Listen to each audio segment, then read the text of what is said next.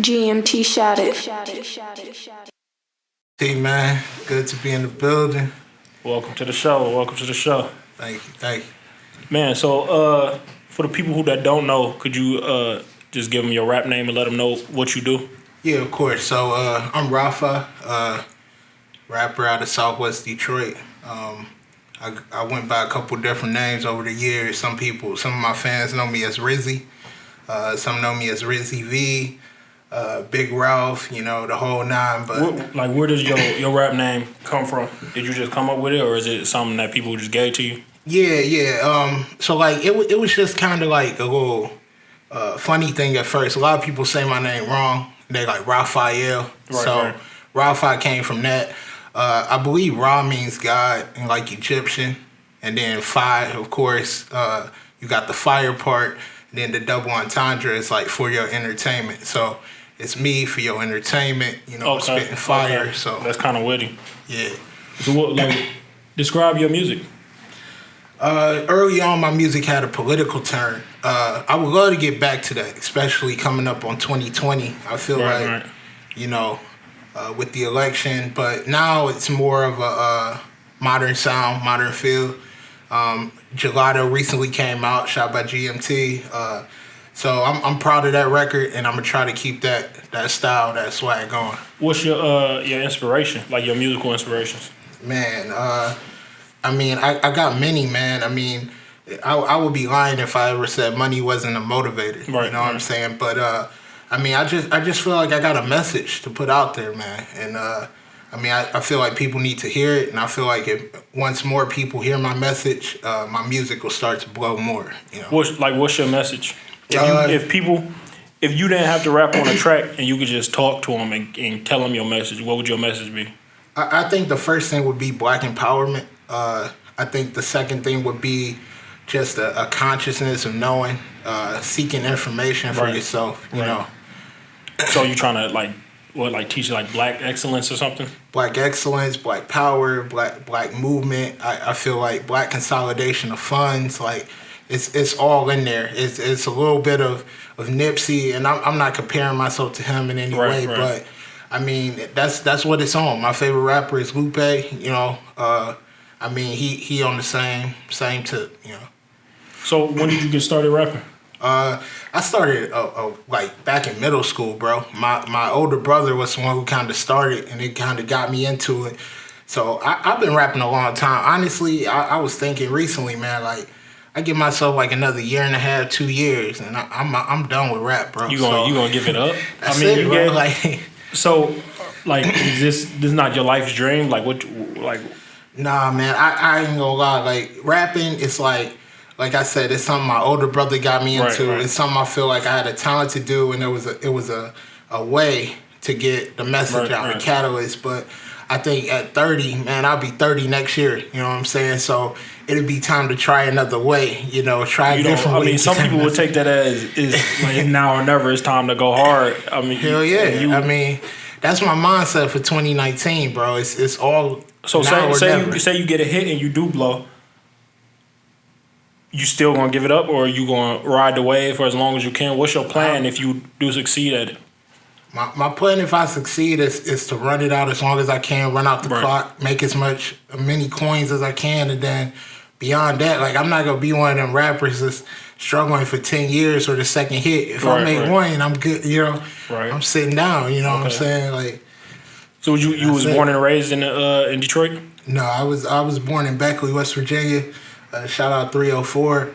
I moved to Detroit about 20 years ago. And 20, so yeah. I mean, you was raised in Detroit. I've been in Detroit longer than I was in West Virginia. I claim a little bit of both, man. I feel like there's nothing wrong with having the best of both worlds. You got the country and the city. You know, it's a good mix. You know. So how was it growing up? How old were you when you left West Virginia? I think I was probably like 9, 10. So you remember it? Like, it was. What was it like? Cause I know West Virginia is more like country. I don't know if you would consider that the South, but it is more country. Would you? How was it like moving to Detroit and living like more of a city life at such a young age? I would say the main switch is the size of the city. I mean, down there you have communities where it might only be, you know, a good 10 houses, and then 23 miles to the next town. Up here, it's like everywhere you go, you cross into a new city. More people, you know, more opportunities. Was it difficult getting into like the customs of Detroit and the city life? Yeah. I had some cousins, man. They gave me a hard time when I first got here. My accent was off and shit. I mean, I was like, they was like, man, like you sound crazy talking like that. But I think they got me together. You know, I still got some ways, but. Where'd you go to school at? Right now I'm at OCC. Okay. Oh, you still in you school? talking about yeah. Like, where'd you go to high school? Oh, shit, my bad, bro. I was out at Fortson. I was in Dearborn. That's where you graduated from? Yeah, that's where I graduated from. I ended up leaving Detroit schools by my freshman year. I got expelled from high school. Were you a troublemaker growing up? Like, what got you expelled? No, not really, man. I really think there was a couple things that affected me, man. Like, my father had cancer. They gave him like 6 months to live.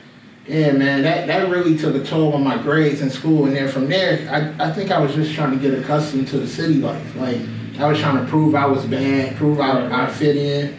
And people was trying me, and I stood up for myself. You know what I'm saying? So what was the reason that you was expelled, if you don't mind? No, man. I mean, they hit me with 3 suspensions in a year. You know what I'm saying? One was for fighting. Like I said, people was trying me. I fought back. I had one for shooting dice, and then one, a little Asian teacher, you know, she said I cheated on the test and shit, you know, so they suspended me 3 times in that year. And on the last one was shooting dice. They was like, you gotta go.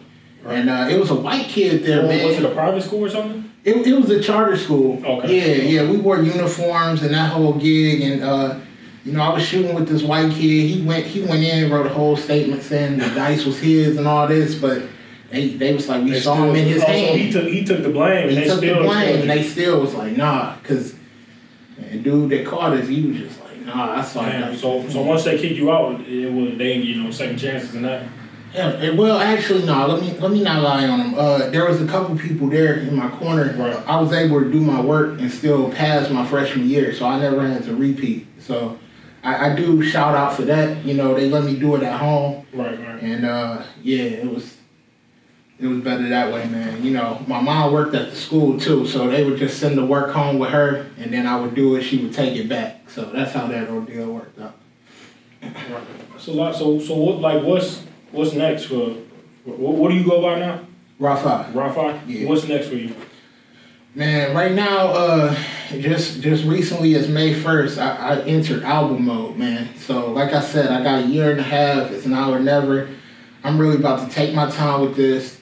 Write every song out word for word, you know what I'm saying? Pay attention to every detail. Because I know a lot of people, they freestyle in the booth. Bro, I can't freestyle, man. I got put on the spot recently at a studio. I went out there and met them. It was in Lansing, Michigan, man. They like, hey, bro, they threw on a beat. They called me back there. They put me on the mic, and I'm standing there like, and they like, you gonna say something? I'm like, bro, I don't really freestyle. Like, so, you know, I mean, I like to write, man, because it gives me, like I said, I feel like that information I put out is pivotal. So I like to, like, take my time with it, you know. So when you get a feature, what's your turnaround time as far as, like, somebody send you an open verse, you have to sit there and write? How long before you send them back the completed verse? Oh, man, on a feature, we probably get that done in a day or two. You know what I'm saying? It don't take you a long time to write? It don't take a long time to write. Now with an album, that's a little different because the project is actually scheduled for a later release. I would say it's more like a fall, winter album. So it's coming out later this year. So I got time to really pick apart every song and get it the way I want to sound. You got a name for it yet? No. Right now, while I'm in album mode, everything is hashtag album mode. Like my phone shut off, everything. How many songs can we be expecting from you? I'd say right now, you're probably looking at a solid like 12-song album. That's what my aim is, that's what my goal is. A couple other songs are already done, they just haven't been released. And, you know. So like earlier you was talking about you was a fan of Lupe, and you said you mentioned Nipsey, R.I.P. What are your musical inspirations though, besides them two? Well, I'd say currently, after that freestyle, I'd probably put Jay-Z up there. I feel like what he's done in his latter part of his career is inspirational. I do listen to a lot of the young cats. J. Cole, wherever you see him with the young crowd, older crowd, I listen to him. He's an inspiration. Kendrick, Logic, that song he got with M is hot right now. Homicide, shout out. So, I mean, it's a lot of songs, bro. Speaking of M, I don't mean to cut you off, but speaking of M, Young Thug did just post on his live that MGK murdered him in a rap battle. He posted it. He posted like this is the guy that murdered him. Yeah. You were you following that beef or that little rap battle that was going on? You know what? I did. I heard the Kamikaze album by M, and I feel like he went hard at MGK. I do feel like the rebuttal that MGK put out was probably just as hard. I mean, who won? In your opinion? Honestly, I'm gonna go with the legend every time. Like, I'm gonna go with M. Just off the simple fact that I do feel like A, his verse was better, and B, MJK was a little off base with the initial, talking about his daughter, because I got daughters, you know what I'm saying? So I get where M was coming from. M can get real disrespectful too, Yeah, no doubt. I mean, M would get disrespectful, bro. But like, I feel like that's what really makes a good rapper, somebody who can take them personal jabs and still come out on top. Because a lot of people they just rap and they won't really get personal. And, you know what I'm saying? Yeah. But I feel like Machine Gun Kelly, he did take it a little more personal. That's why, like, in my personal opinion, I feel like he came. You feel like MJK? Yeah. I mean, and like I said, man, like with Young Thug, all of them, like, people gonna fall on different sides. I think at the end of the day, M and MGK will be fine with they money and they, you know what I'm saying, they not losing. Right. You know what I'm saying? Either way. Like, so I think beef is healthy for rap, man. Like I really do. It is. It keeps people on their toes and competitive. Like if there was no beef in rap, and not necessarily like the violent beef, but like if there was no rap beef or no diss tracks, I think the game would get real lazy. Yeah. And I mean that's our culture, man. Like People see our culture as black people. We are competitive. We are aggressive. Right. We do compare sports stars against, the Jordans against LeBrons and all this. So that's kind of in our culture to do that, Right. Yeah, that makes sense. So like when you moved to Detroit, M is from Detroit. Yeah. Did you become a fan of him when you moved here, or were you already a fan of him? I ain't gonna lie, everybody that I became a fan of happened post-Detroit. You know what I'm saying? The only reason I say that is because growing up, I grew up very, with a religious background. So there was certain music I couldn't listen to. Like, I ain't learned about Tupac and Biggie till the 2000s. You know what I'm saying? I started rap a while ago, but I also started listening just a while ago. You know what I'm saying? So it's like, now I feel like I've caught up on a lot of the rap history, but at the time I probably became an M fan after Curtain Call. After that album dropped, I was like, okay, Slim Shady this. But you don't try to put like some of you say you grew up on like what type of music you grew up on? It's like political a little bit, you know what I'm saying, positive. Growing up, who was some of the artists that you would listen to on? Growing up, I would listen to the,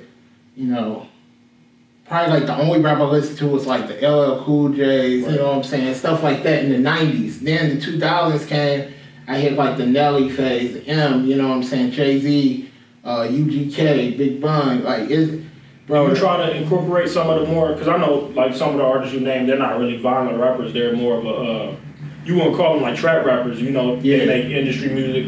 Do you try to incorporate some of that positivity into your music or make it less trap, or do you make trap music? Like, what's your genre of rap? I think right now I'm trying to create a genre of like chill hop. You know what I'm saying? It's like a vibe that you set with your music that people want to just ride out and listen to. You know what I'm saying? They want to smoke to. They want to just chill. It ain't all this violent. We in the trap, we in the gang banging, this and that. No Tekashi 6ix9ine stuff. You know what I'm saying? It's like we actually trying to put out a positive image for black people.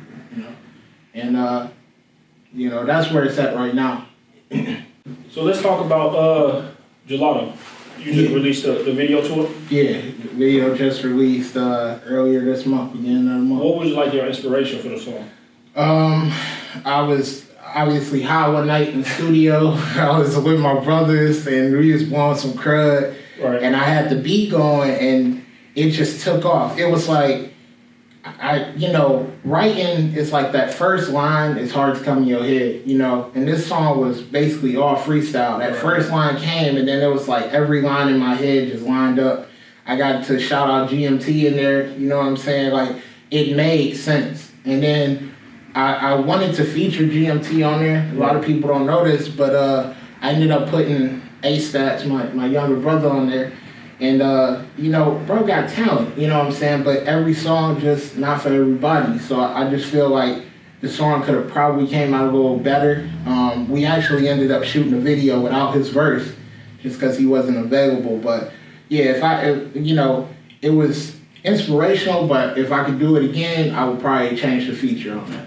Okay. So, do you smoke a lot of weed? Man, yeah. So, like, is that... I look good, bro. Your inspiration, like, were you smoking on gelato when you wrote the song? Yeah, that's. I mean, as much as we talked about positivity, weed is probably second in terms of what's, important in my rap. So I always blow when I go in the studio, you know what I'm saying? Right. It helped me clear my head, helped with my anxiety.